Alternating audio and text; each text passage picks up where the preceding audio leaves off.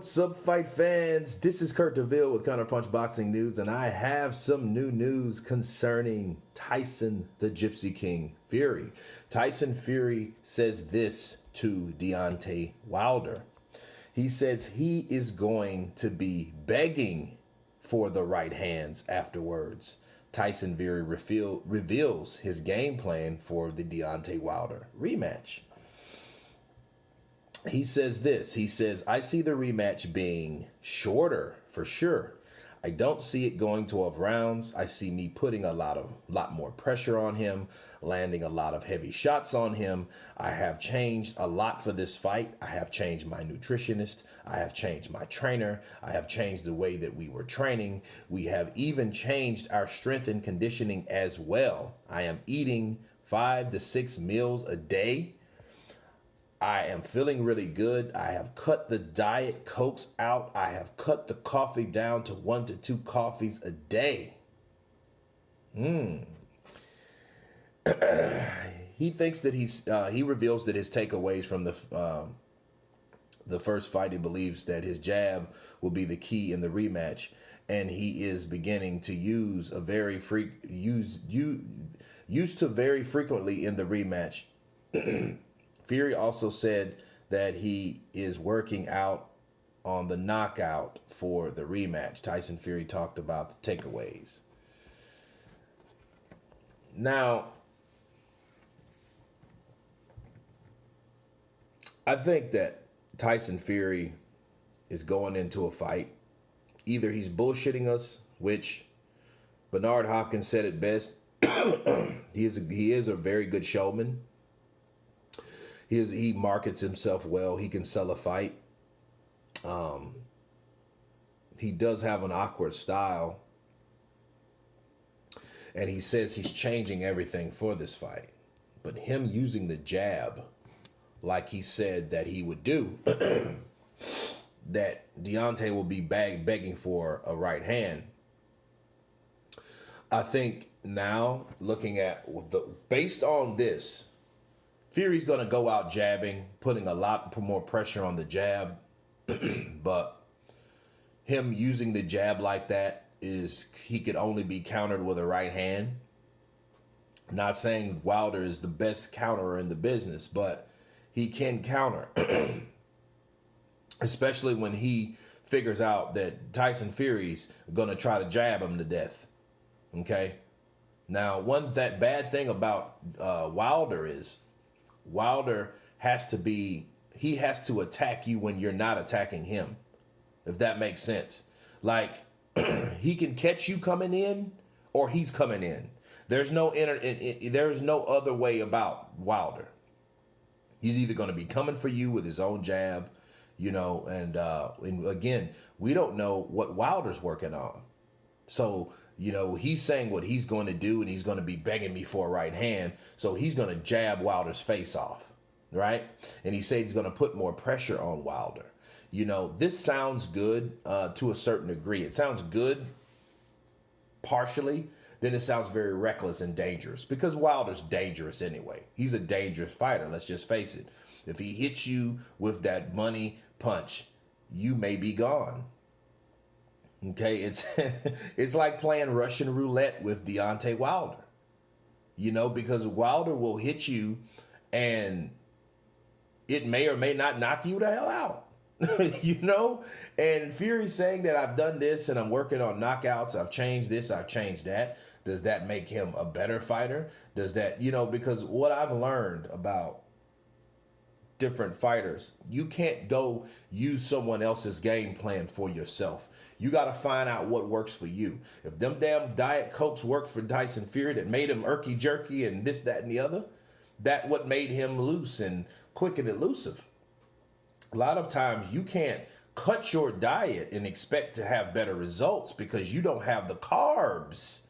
And the carbs are the energy that you burn. You need carbs. And based on this, he's like, oh, my strength and condition, I'm eating 5 or 6 times a day. Well, it depends on what you're eating. Okay? If that's nothing but protein, that could be a bad thing. That could make his movement stiffer.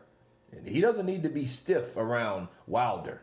The only stiff thing he needs to give Wilder is a jab or a right hand. But if he's stiff and he can't move the way he normally does, Wilder's going to figure that out real quick. Because Wilder's going to throw the punches. And if you're there to get hit, if you're in front of that punch, he's going to knock you out. That punch will hit you, right?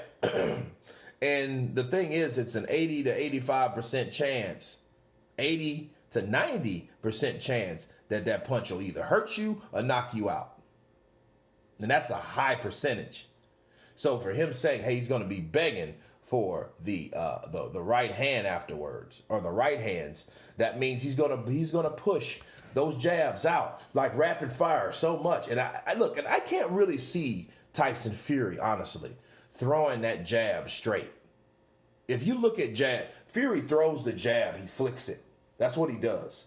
You know what I mean? So he kind of flicks the jab. If you look at the first fight, he didn't even straighten the wrist. It was just like he was just flicking it out there just for speed. Okay? So it's kind of hard to teach old dogs new tricks, especially when it comes to this. You know, so this is very experimental for Fury. He says he's going to fight him in a totally different way. He doesn't see it going 12 rounds. And a lot of people think that he has to go 12 rounds in order for him to win. So he's looking for a knockout. He's looking for do or die. The question is, can he pull it off? How realistic is Tyson Fury to pulling off an upset of Deontay Wilder versus the other way around? You know what I mean? So he's done a lot of things to change, but will those changes help him or will they hurt him? You know? So we will only know on the day that it will. You know, just like in this, he says, I'm going to hit him with a lot of straight jabs. He is going to be begging me for that right hand to the point where he's going to anticipate the right hand. And it could be ingenious. You know, that's another theory. Why do we say that? Because a person that hits you with a jab and he hits you with the jab. Think of Corte. Corte tapped you with the bazooka jab. He did more than tap, because they wouldn't call a bazooka jab a tap, but he caught you with the bazooka jab constantly, right? Constantly. He hit you with that jab. And then that jab, he hits you so much with the jab that when he does hit you with the right hand, you don't see it coming because you're used to that punch coming on the right side. Bow, bow, bow. You know, like look at Triple G, but Triple G doesn't throw the right like that. Triple G almost has to load up for the right unless he's throwing combinations. But with Tyson Fury, if he's throwing that jab out there, he's already given it away. But I will tell you something. This isn't very smart. This isn't smart at all for him saying what he's going to do to Deontay Wilder. Because if they, for them, it's still the first. Okay, that fight ain't to the 22nd. I mean, it's right around the corner, but they're still in training. Okay, so if they get a wind of this, and they're like, oh, he's going to jab our face off, huh? Okay, they're going to learn, or if they're smart, if Mark Breland and JD's if they're smart, they're going to work on fighters that throw the jab rapidly, that can emulate that, and how Fury, can lean and counter, right? Counter with his right hand, right over the jab. So that's that. I mean, it's ballsy. But at the same time, I wouldn't. This is an article, and this is something that I wouldn't express or reveal to anyone. But I guess that's ballsy for Tyson Fury.